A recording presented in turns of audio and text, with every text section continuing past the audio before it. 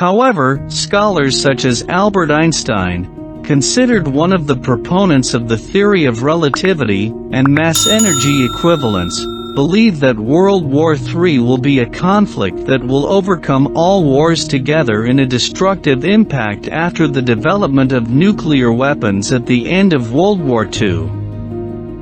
Nuclear weapons have the ability to devastate the Earth, the risk of an atomic war being the collapse of human civilization, and even the disappearance of life. No one has anything to gain from a nuclear war because it leads to the total annihilation of enemies in a country, but also the total destruction of human settlements, leaving behind radiation, so the nuclear war cannot end immediately with a strategic occupation of a state and its resources as opposed to a classic military conflict. The only nuclear conflict in history was the nuclear bombing of the Japanese Empire by the United States at the end of World War II, with the cities of Hiroshima and Nagasaki being destroyed, resulting in more than 200,000 deaths, and radiation causing negative effects. Long-term illness of many Japanese people with cancer and leukemia.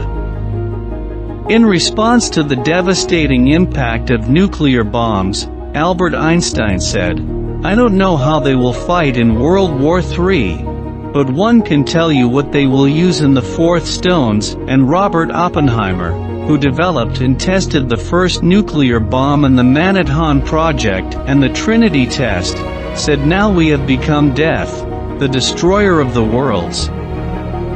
Nuclear accidents like the Chernobyl nuclear accident, Ukraine, or the Fukushima Daiichi nuclear accident have caused many long-term casualties and radiation damage to the environment, making the affected areas uninhabitable.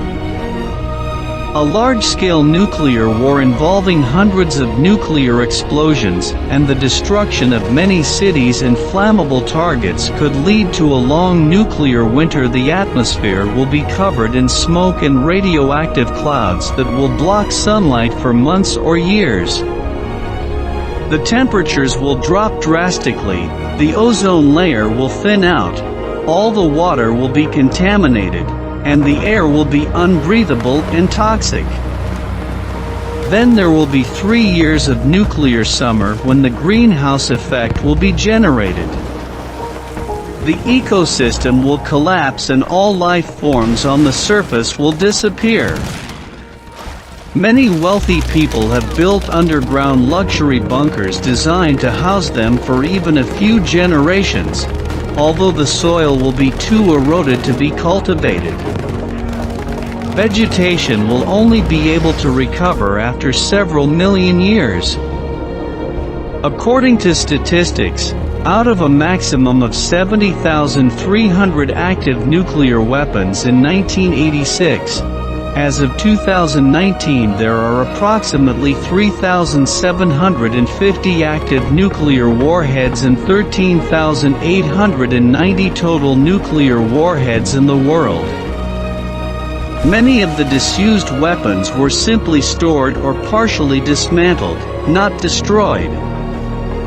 Since 1945, more than 2,000 nuclear tests have been conducted worldwide in uninhabited and specially designed areas. The Federation of American Scientists estimates that Russia has 6,800 nuclear weapons, while the United States has 6,185. Russia and the U.S. each has 1,600 strategic nuclear warheads actively deployed. France, Britain, China, India, Israel, Pakistan, North Korea have become nuclear powers, holding dozens or hundreds of nuclear warheads and conducting nuclear tests. Also being considered is chemical warfare, which involves the use of chemical weapons that can kill entire populations through toxic gases released and spread through the air, leaving no long-term traces such as radiation caused by nuclear war or the epidemic triggered by biological warfare. It leaves the infrastructure intact, and the gases and chemicals can dissipate shortly after they have killed the targets, and then the state, with all its infrastructure and resources, can come under the control of the attackers. Without the destructive impact of nuclear or biological warfare, there is a very high probability that World War III will be chemical in nature. Many chemical wars have taken place in current history. The First World War, in which the Germans and the French used chlorine, phosgene, mustard gas and other irritating gases that killed more than 1 million soldiers on the Western Front, including more than 200,000. Of Civil War, World War II, when Nazi Germans used carbon monoxide and hydrocyanic acid to gas Jewish detainees. The Vietnam War of 1959 to 1975, when U.S. forces bombed communist-controlled North Vietnam with napalm and the Orange Agent herbicide, which resulted in generations of North Vietnamese children being born with tumors, cancer and malformations. The Iran-Iraq War of 1980 to 1988, in which Iraqi forces used mustard gas to kill 50,000 Iranians, and the Syrian Civil War 2011-present, in which al-Assad-led forces used sarin gas on Syrian protesters and rebels. There is more and more talk of World War III. More and more analysts are using this term in the current geopolitical context. Both the American and Western press analyze the signs and draw conclusions. The certainties gained in recent weeks are rather worrying, and seem to tip the scales in the direction of a military solution to the current crisis on the Russian-Ukrainian border. We have 127,000 Russian soldiers currently massaged in the region, while the so-called Siberian trains continues to move to the Ukrainian border. NATO countries have already sent weapons and military equipment to Ukraine, especially state-of-the-art anti-tank systems. NATO-Russia negotiations have failed on the treadmill, especially as Russia has put unacceptable conditions on the North Atlantic Alliance, such as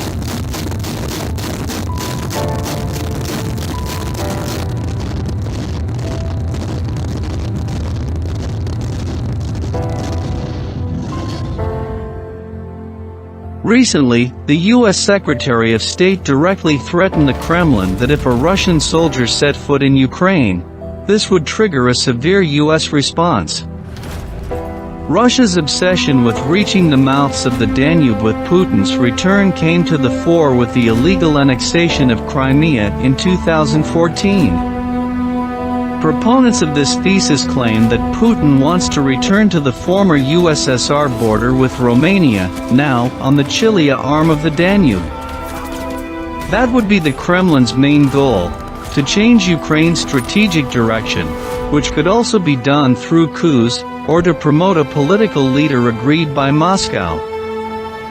The mouths of the Danube, if theoretically touched by the Russians, would automatically turn into a difficult outpost to defend. The extension of an area, under the control of the Russian army, from Odessa to the mouth of the Danube is very expensive and easy to annihilate. Psychologically, it sounds good, but from a military point of view, on the ground, it's a huge cost. The Romanian defense policy expert believes that in the event of war, cyber attacks and electronic warfare by Moscow will be massive in the first days. This does not preclude hitting and neutralizing strategic targets with precision ammunition, such as Iskander medium-range missiles, or Caliber-type cruise missiles launched from submarines. Thus, even though he now has the ability to do much harm to Ukraine, Vladimir Putin cannot afford to turn a possible war in the region into a new Afghanistan. The Russians may be victorious in the early stages of an invasion, but have a good chance of turning the occupied areas into local insurgency outbreaks, where occupation forces will be extremely vulnerable to guerrilla attacks.